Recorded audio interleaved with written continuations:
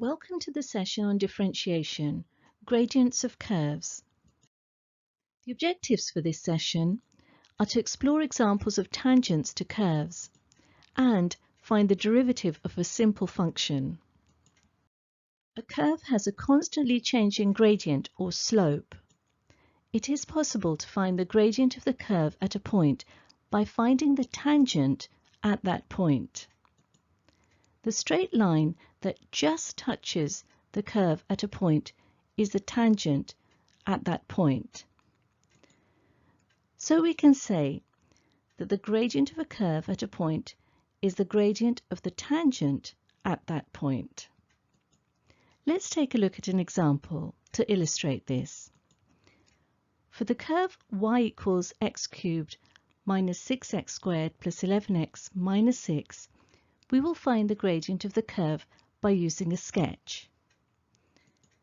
So here's a sketch of the curve.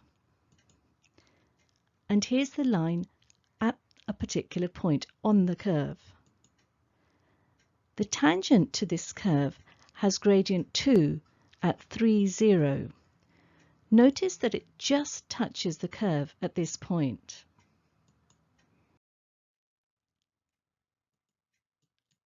Let's take a look at another example. We will find the gradient for the curve y equals a half x squared at the point 0.5, 0.125. So here's the curve, and here's the line or the tangent just touching the curve at the point 0.5, 0.125. Let's solve this. So we first find the tangents of lines which don't just touch the curve, but move towards the line which does. So we're going to find the gradient of the line which joins 0.5, function of 0.5, to 1.5, function of 1.5. So here's 0.5 highlighted on the graph, and here's function of 0.5. And here's a line which doesn't just touch the curve, but is not too far off from touching the curve. It's 1.5, function of 1.5. Let's find the gradient. It's this difference, highlighted with the blue arrow, which is equal to 1, because it's function of 1.5 minus function of 0.5, divided by this distance, which also happens to be 1, because it's 1.5 minus 0.5. So the gradient is equal to 1 divided by 1, which equals 1. Now, of course, this isn't the gradient that we're looking for.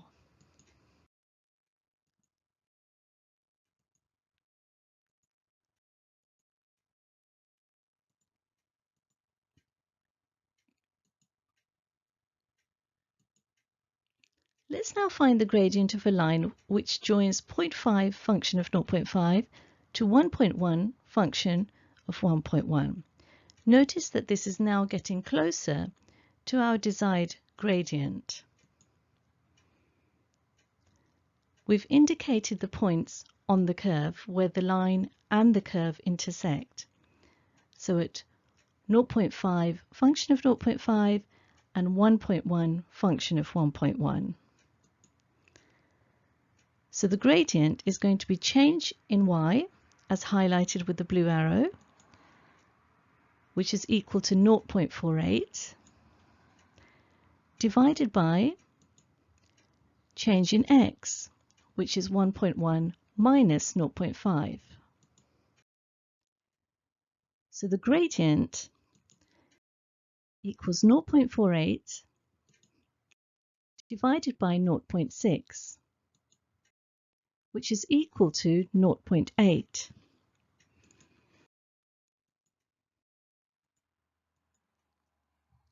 Now let's find the gradient of another line. As shown, again, as you can see, this is getting closer and closer to our desired tangent. The gradient of this line is change in y, as highlighted, over change in x. So the gradient equals 0.28 divided by 0.4, which is equal to 0.7.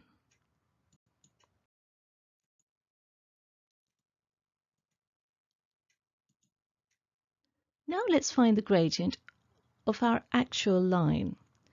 This time we're going to pick a point on the tangent at 0.5, f of 0.5. So gradient of y equals a half x squared at this point is equal to change in y of this tangent divided by change in x, which equals 0.5. Now you may be wondering why we didn't calculate this in the first place. Notice that this tangent is actually an approximation. All the other tangents that we've calculated, well, they're not actually tangents, but all the other lines' gradients that we've calculated are exact. They aren't tangents to the curve, but they are approaching the point that we are interested in. Let's see if there's a link between their gradients and the gradient which we've estimated from the graph. So remember the first gradient, which was the furthest away from this line, had a gradient of 1. The second gradient, which was now getting closer, was 0.8. And the third gradient was 0.7.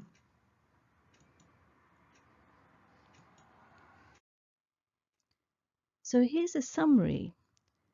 1, 0.8, 0.7, 0.5. The gradients all seem to be approaching 0.5.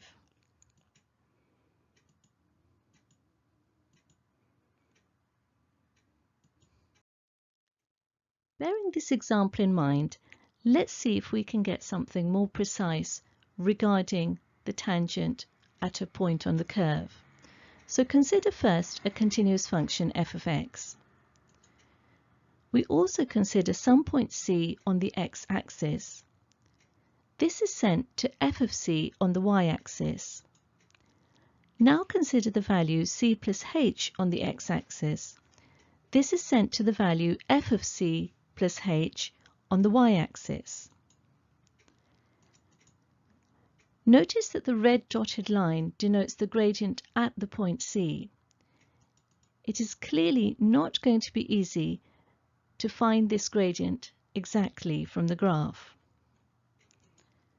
One way to find it is to consider the gradient of the line joining f of c to f of c plus h. And looking at the diagram, as B moves closer to A, the gradient of AB approaches the gradient of the tangent to the curve at A. The gradient of the line joining f of c to f of c plus h is change in y, as shown by the blue line indicated by an arrow, divided by change in x, which is equal to h. So as h gets closer and closer to 0, the gradient of the thick red line approaches the gradient of the line at C, as you can see.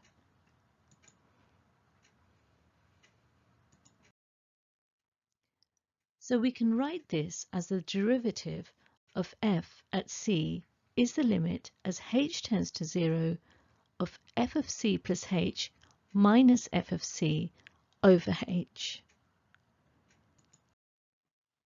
So if we define this formally, the gradient function or derivative of the curve y equals f of x is written f dash of x or dy dx and is given by f dash of x equals lim as h tends to 0 f of x plus h minus f of x all over h. The gradient can be used to find the gradient for any value of x. Let's take a look at this notation. Lim h tends to 0 means the limit as h tends to 0. The expression cannot be evaluated when h equals 0, but as h becomes smaller, the expression approaches a fixed or limiting value.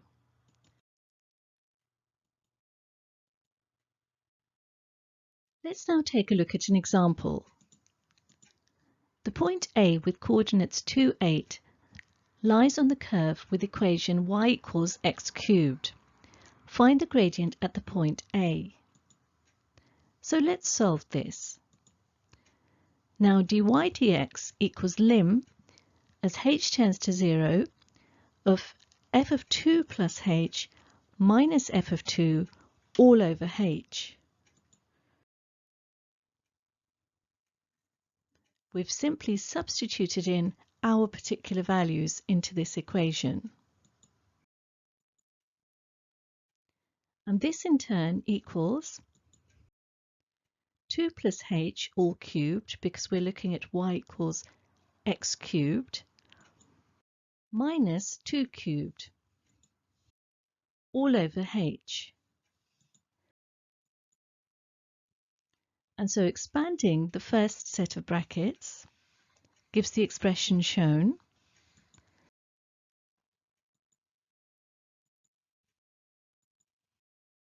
And then tidying up gives us this expression.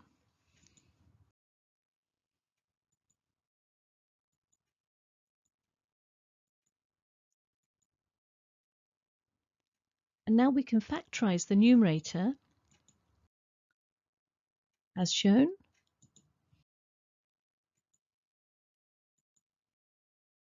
And cancel to give us lim h tending to 0, 12 plus 9h plus h squared. And this is of course going to equal 12 if we let h tend to 0.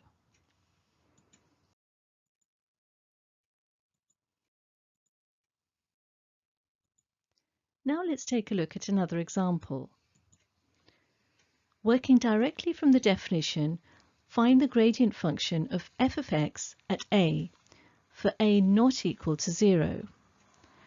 Here, f of x is equal to 1 over x squared. So let's solve this. Applying our formula, here,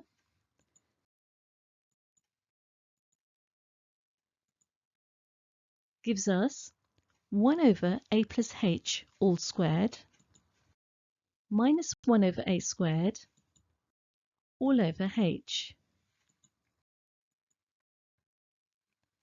And then tidying up gives us this expression. Then factorizing the numerator and cancelling the h's in the numerator and denominator,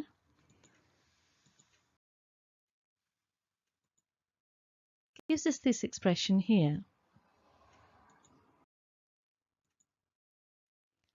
And if we let h tend to 0, we obtain minus 2 over a cubed.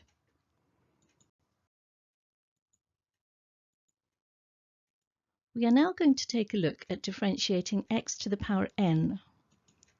The process of finding the derivative of any number is called differentiation. For all real values of n, and for a constant a, we have that if f of x equals x to the power n, then f dash of x equals n times x to the power n minus 1. Or, using slightly different notation, if y equals x to the power n, then dy dx equals n times x to the power n minus 1. And similarly, if f of x equals a times x to the power n, then f dash of x equals a times n times x to the power n minus 1. And here's the equivalent notation if y equals a times x to the power n. We aren't going to prove this in this session. However, if you're enthusiastic, you are more than welcome to give it a try. We will be looking, however, at this example. Pause the video and have a go. Press play when you're ready to view the solutions. We're going to begin by solving example 5a first. Find the derivative of f of x equals x to the power 7. Now, if f of x equals x to the power n, then we know from our formulae that f dash of x equals n times x to the power n minus 1. So here we simply substitute in the values for our particular example.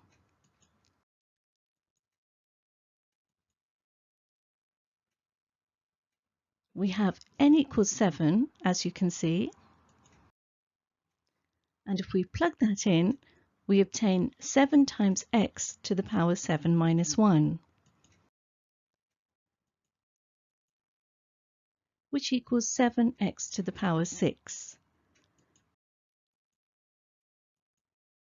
And now for example 5b. Again, we use the same formula because it's x to the power something.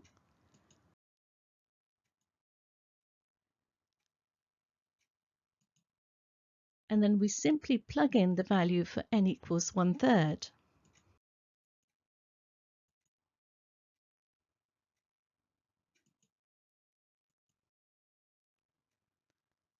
Now we're required to find the derivative of x to the power minus 5. Again, the rule doesn't change. We simply apply the same formula because we're doing x to the power n. So the derivative, of course, is again n times x to the power n minus 1. And plugging in n equals minus 5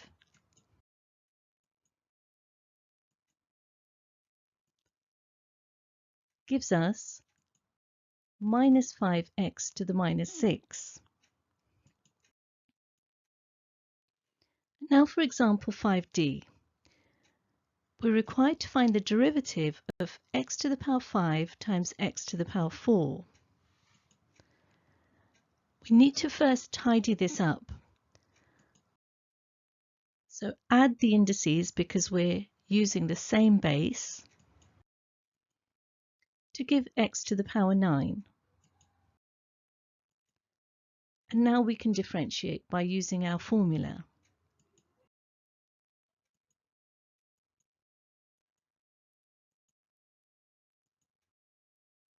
And of course, plugging in n equals 9 gives us f dash of x equals 9x to the power 8. And now for example 5e. Find the derivative of f of x equals x over x cubed. Again, we need to tidy up first. So here's x, and here's x cubed in the denominator. In order to bring it to the numerator, we simply say that this is equal to x to the minus 3. And so adding the indices gives us x to the power minus 2.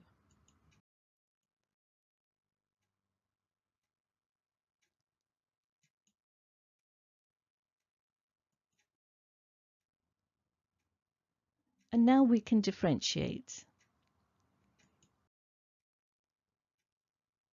So x to the power n is x to the power minus 2 in our example. So of course n equals minus 2. And plugging that into our formula gives us minus 2 times x to the minus 3. Let's now have a go at another example. Pause the video and have a go. Press play when you're ready to view the solutions. We begin by finding the derivative of y equals 8x to the power 4. This time we're going to use this formula because we have a constant at the front. And so plugging in all the values, we have a equals 8 and n equals 4 to give us dy dx equals 8 times 4 times x to the power 4 minus 1, which tidies up to give 32 x cubed.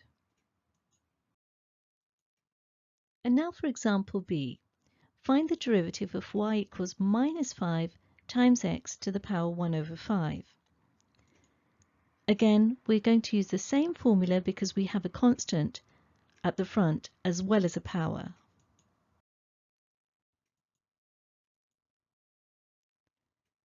So if we plug in a equals minus 5 and n equals 1/5, we obtain dy dx equals minus 5 times a fifth times x to the power a fifth minus 1, which tidies up to give minus 1 times x to the power minus 4/5.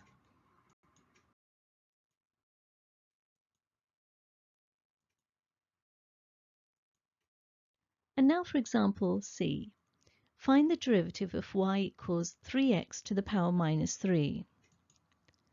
We're going to use the same formula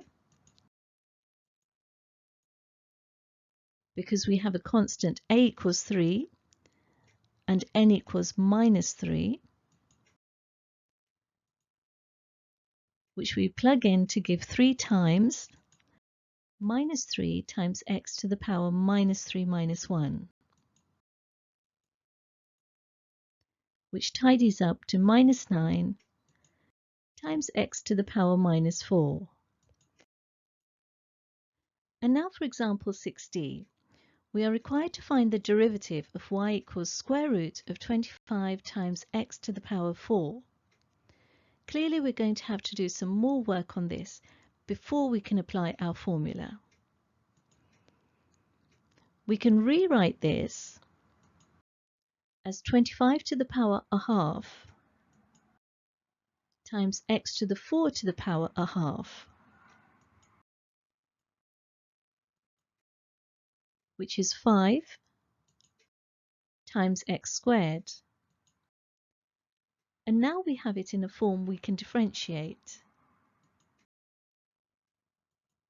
And using the same formula again and plugging in,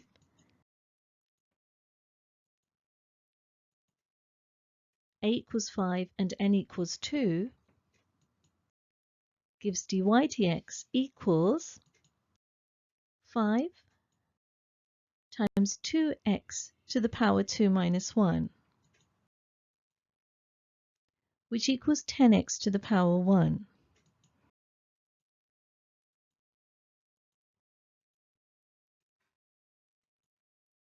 Now let's solve the next part. We are required to find the derivative of y equals 5x to the power 6 all over 2x. Let's put this in a format that we can work with. We can rewrite this as y equals 5 over 2 times x to the power 6 minus 1. Here's 5 over 2, and here's x to the 6 minus 1.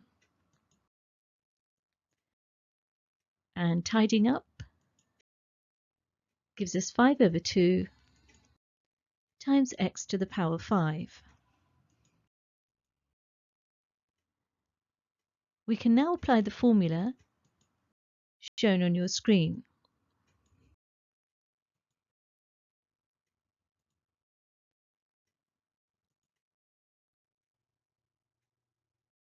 And plugging in a equals 5 over 2 and n equals 5,